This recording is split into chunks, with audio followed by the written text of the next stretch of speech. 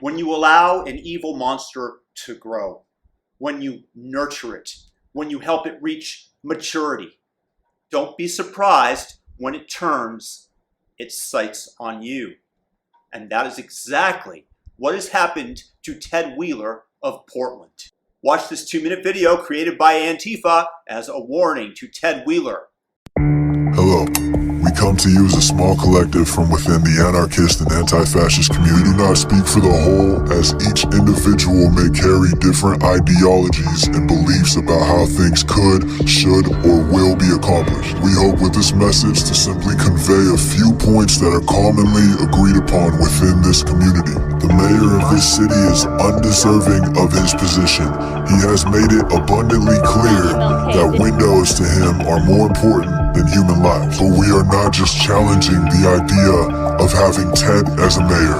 We are challenging the idea of having mayors at all. We want abolition. Abolition is absolute. If peaceful marches, speeches, and voting were enough to bring about that goal, then we would have already been there. Window smashing and riots are a necessary escalation when those in power have proven that they are unwilling to listen and have made the choice to ignore you. We are moving with a sense of urgency because not only is the system destroying us, it's destroying the very planet that we live on. This movement encompasses the liberation of all those oppressed by the system, whether it be black, indigenous, Hispanic, etc.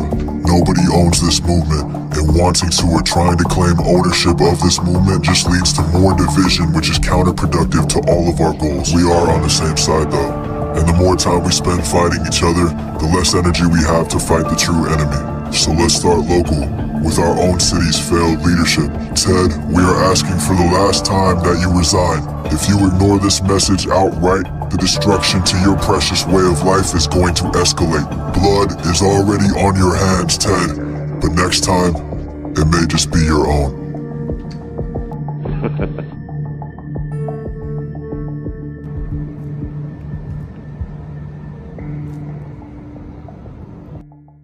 You know what this is? This is terrorism. Terrorism is the threat of or actual violence aimed at achieving a political outcome. Antifa are domestic terrorists. The left wants to claim that it's the people on January 6th that invaded the Capitol for a photo opportunity, largely, that are the terrorists, the worst attack on democracy in the United States history since the Civil War. Not, of course, including 9/11, Pearl Harbor, all those other pesky little things that would get in the way of the narrative. But we have a cancer that's growing in the United States. People that state openly that they refuse to be governed, that want to tear the whole system down, that has elevated the living standards around the world. And these people want to tear it down. And thanks to Ted Wheeler, they have grown in size that they are now a formidable force. Wheeler coddled Antifa. Antifa has been beating people. They've been threatening and throwing projectiles at police and even redirecting traffic in the city of Portland, something that should be reserved for the civil authorities, all with Ted Wheeler's blessing. The local suburbs have been invaded by people shouting on bullhorns, demanding that people get out of their homes and join them. Wake up! Wake up, motherfucker, wake up! Wake up! Wake up, motherfucker, wake up! When they attempted to burn down the condominium building that he was living in, he shrugged his shoulders and said he was going to vacate there to another home that he has. No arrests, no nothing else, no standing up for himself, no telling them that this is behavior that cannot be tolerated and having them arrested. No, no, no, no.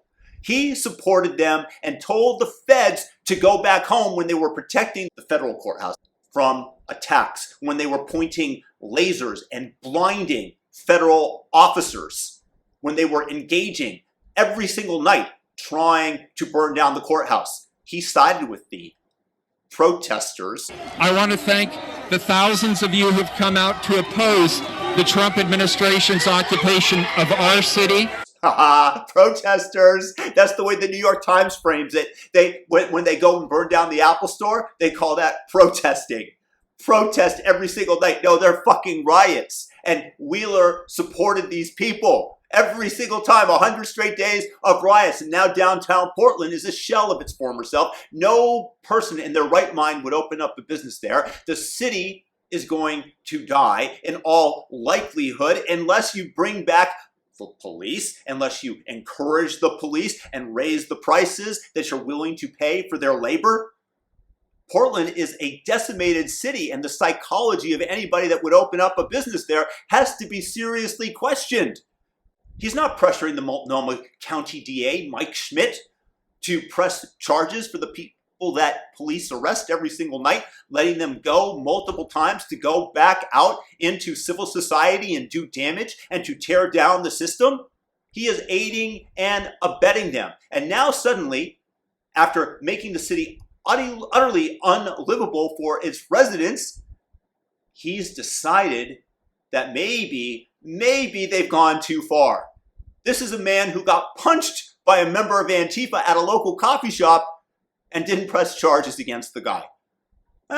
You could make a case that he's trying to be the bigger man and to let it go. But after all these things keep piling on, he's finally decided that enough is enough and Antifa should be, quote, unmasked. He's trying to take down the monster that he helped to create. I stand with you no matter what. And if they launch the tear gas against you, they are launching the tear gas against me. He's not governing on a practical level. He's an ideologue who is now faced with the natural outgrowth of the cancer which he helped nurture into being. And now, coincidentally, that they burned down the Apple store the other day and did lots of damage to other businesses, including local Oregon favorite Nike, he's decided, based on the corporate overlords that he might have heard from, that Antifa might not be the best group.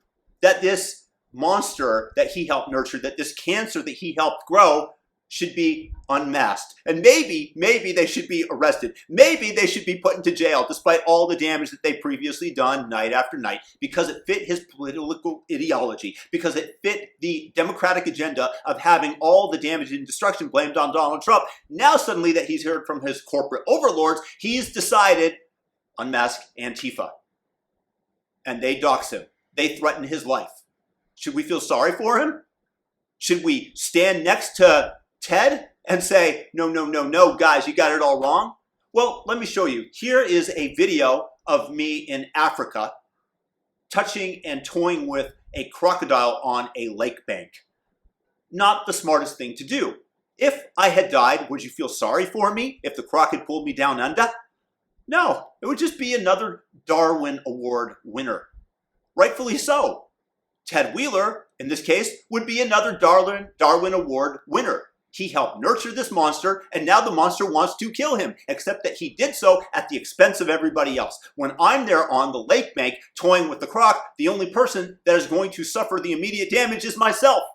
Wheeler exposed everybody else to Antifa as they burned down businesses, as they terrorized people, as they woke people up in the middle of the night. Whatever all those things that Antifa has done, setting fire, making Portland unlivable, destroying property values, Ted Wheeler did that at the expense of other people. And now that they're after him, now that he's heard from the corporate overlords who are also partly responsible for nurturing this disgusting movement, he's now decided to reel it in.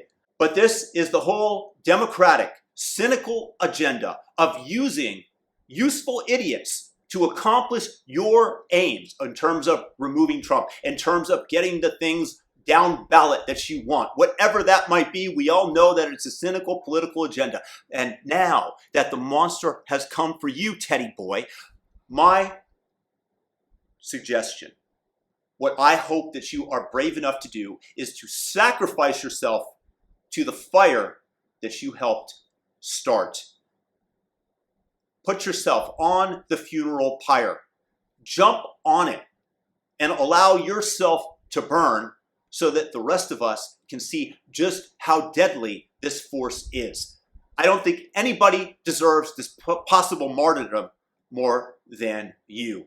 I suggest that you do so willingly, because the rest of Portland and the nation would learn from it. And you would truly be, in this case, a political hero, somebody who sacrificed himself for the greater good.